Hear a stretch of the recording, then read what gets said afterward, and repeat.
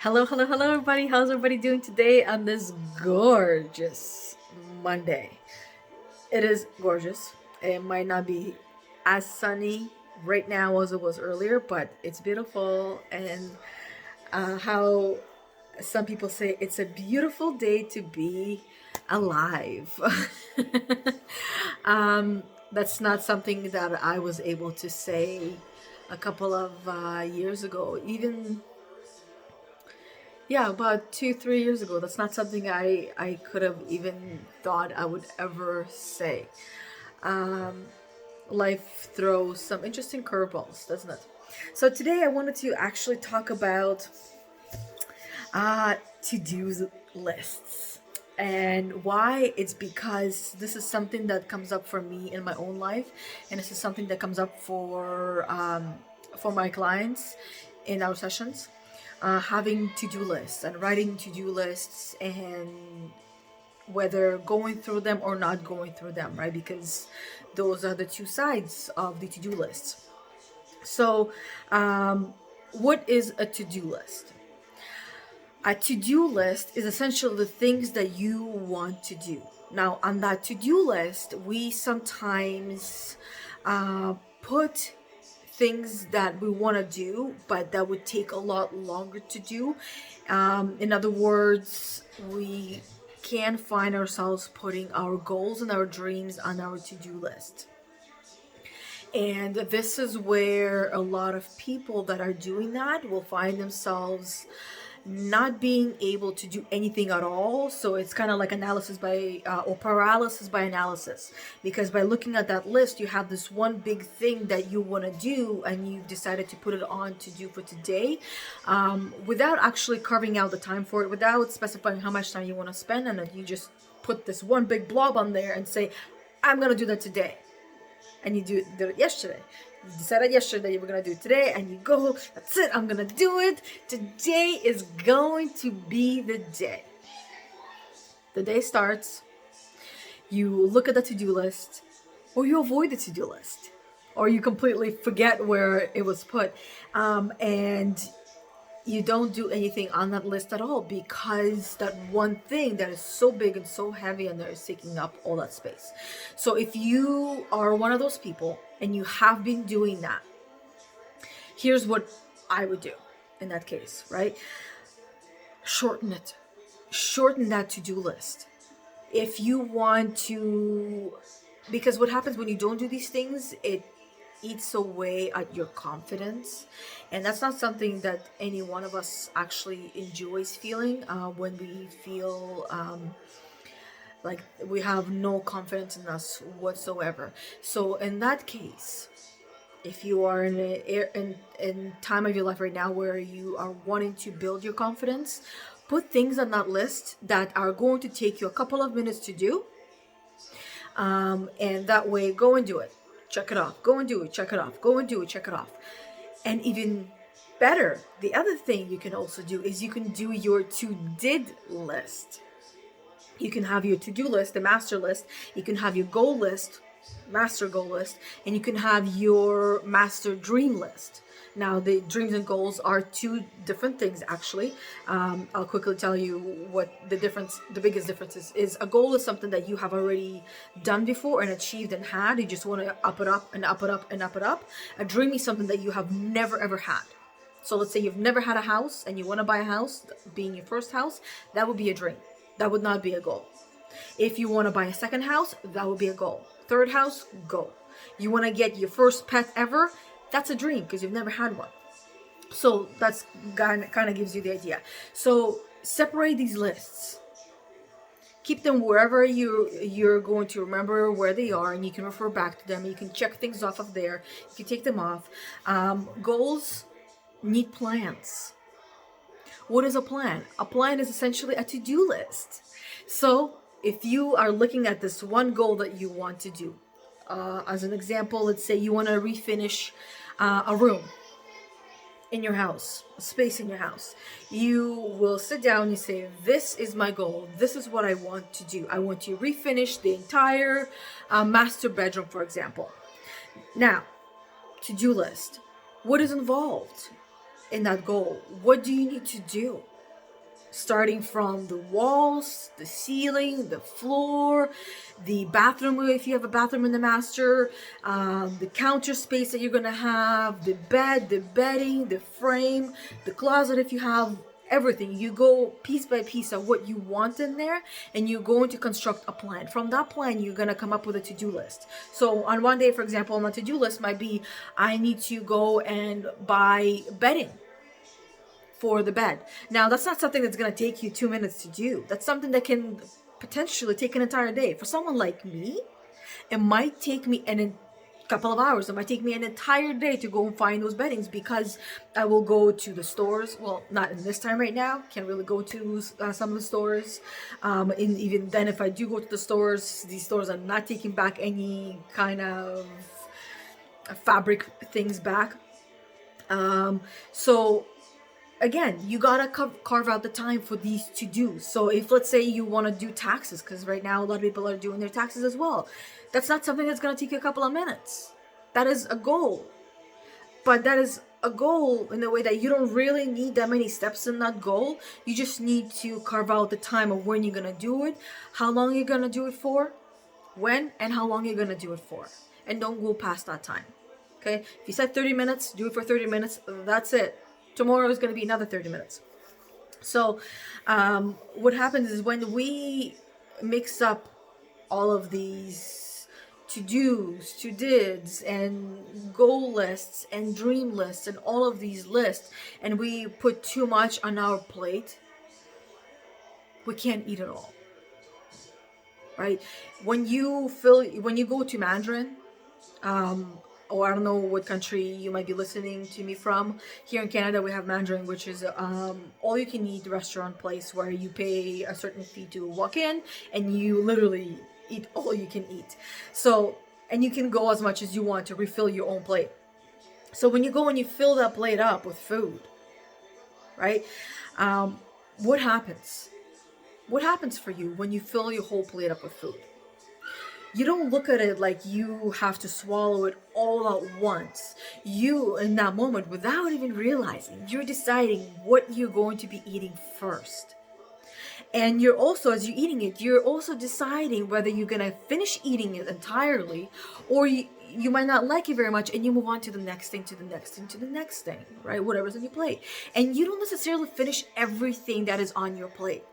Your lists can be looked at the same way as that piece, as that plate, as all that food on your plate. Whatever you put on your to-do list, not everything needs to get done. Not everything needs to be done all the way to the end. For the most part, yes, depending on what things you're putting on there. But speaking from experience of myself and of my clients, I can tell you that there are certain things that go on that list that don't even need to be on there. They're kind of like time wasters, and let me try and see how that works. And that's the thing. You can try, taste that food, see how it fits, how you like it, if you like the taste of it. If not, move on to the next one, move on to the next one. And if you don't finish it, very few of us feel guilty or feel bad when we don't finish food on our plate. Unless you were taught by your parents to finish everything, and they create a lot of guilt and shame for you not finishing it. And quite often it shows in our body, right? Because if we always finish, if we fill that plate at that Mandarin, and we were taught to eat everything that's on your plate, we're gonna eat everything that's on our plate. And if we go to refill, we're gonna eat everything again. So what happens is then we end up carrying all of that baggage, essentially, right? So with to-do lists, I think I gave you pretty much a nice summary, overall view of it. And I have found in my years of doing these to-do lists is that doing the master to-do list, master goal list, master dream list has been extremely beneficial. Another way of calling it is brain dump. When there's a lot of stuff that's going through your mind,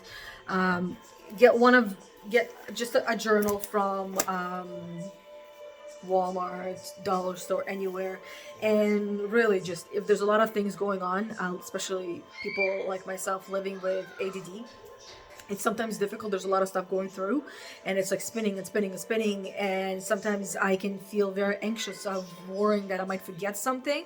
And it's so important, because in that moment, when I come up with a thought or an idea or an action step, if I don't write it down, I can feel very anxious, and that I might forget that it's so important. And then I write it down, and then guess what happens? I might not do it that same day.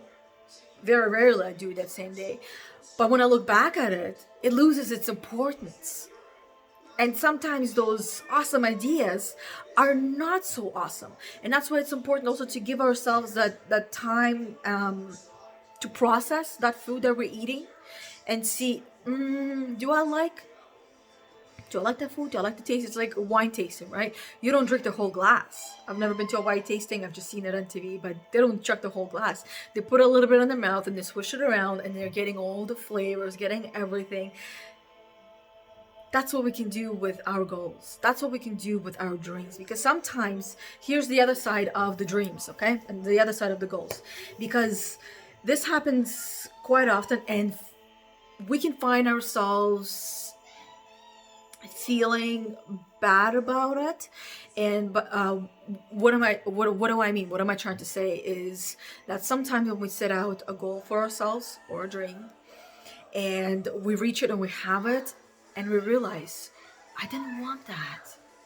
I didn't want it. Or I didn't want it like that. I wanted something different, right? And we beat ourselves up thinking that's what we wanted and we were wrong, but there is no right or wrong. I mean, to a certain degree there is.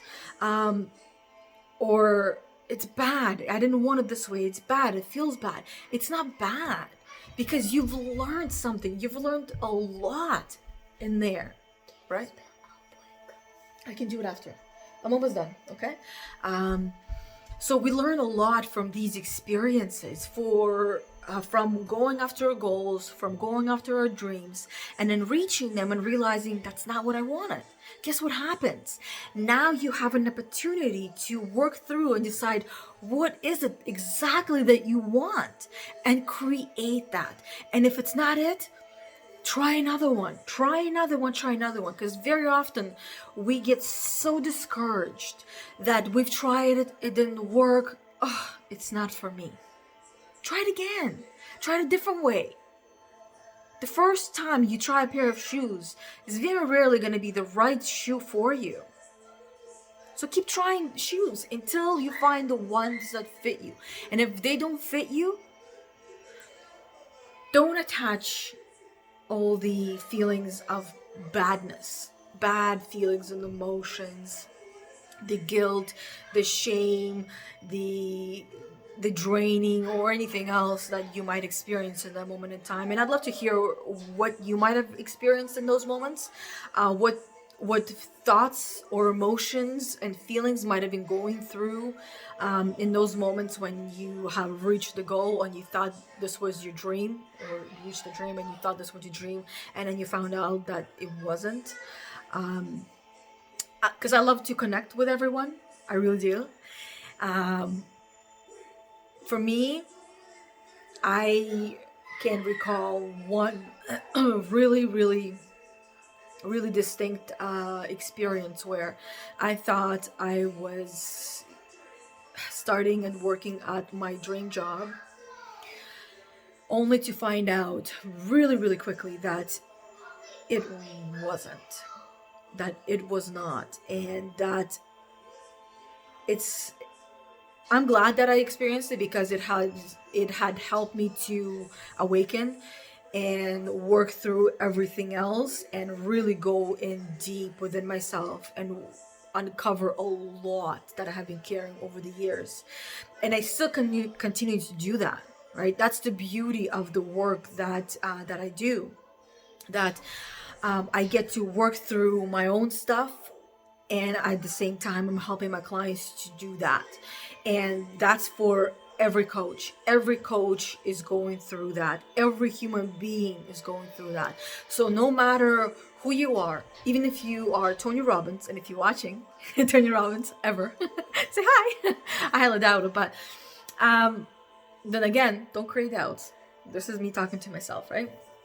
So even Tony Robbins still has his own things that he's working through that come up for him and he works through, right? Even he is not perfect. Nobody's perfect. All of us have things that we're working through and overcoming that come up for us and come to the surface, and it's like, okay, well, now what? Right? So I think that's all I got for you guys for today. I got to go and bring my dog inside. She's clawing at the door, trying to come back inside, and my son needs me, as you know. Now, doing everything from home by myself. My husband went back to work, and the kids have school. It's been a challenge.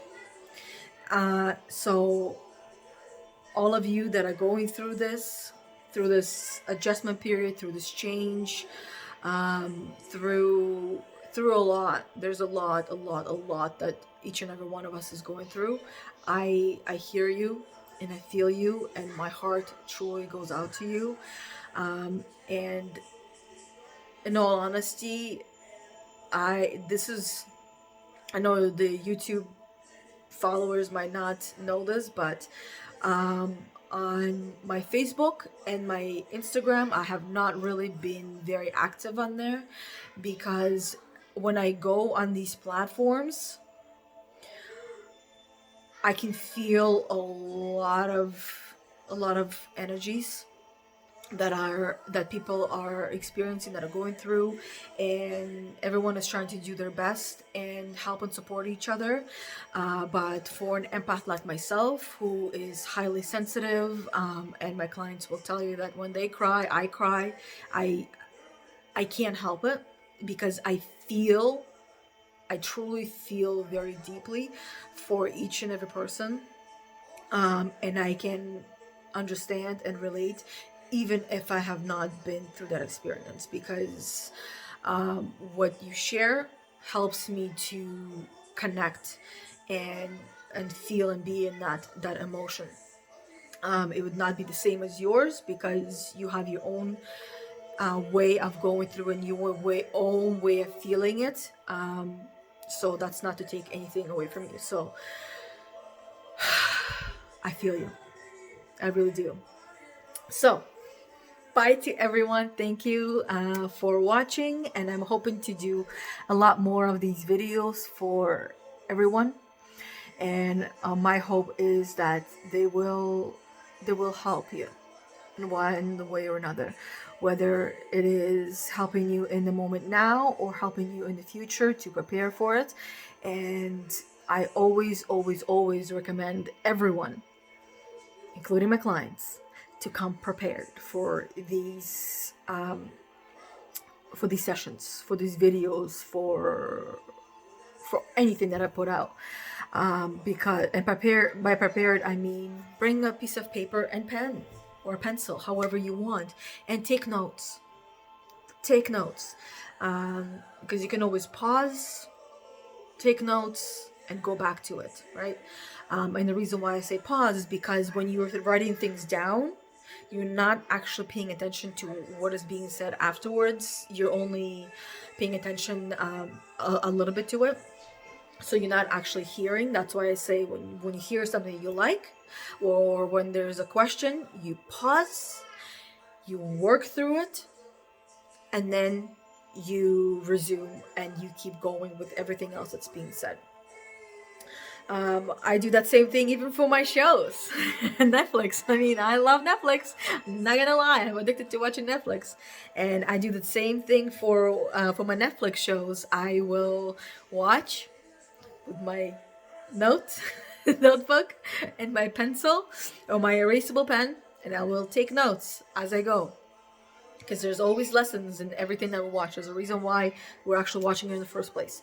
So hopefully this was helpful to you, ladies and gentlemen, and I would love to hear what you have to offer, what you have to say, your feedback, your comments, anything that comes to mind, as well as the answers to the question that I had asked previously. And it's been a pleasure. Stay magnificent. Allow yourself to be that unicorn. And don't, oh, my kitty's here, and don't allow the horses to neigh at you and stop you in your tracks. Continue doing what it is that you believe in your heart of hearts that you were put on this earth to do. Okay? So I love you. I appreciate you. Until next time. Bye for now.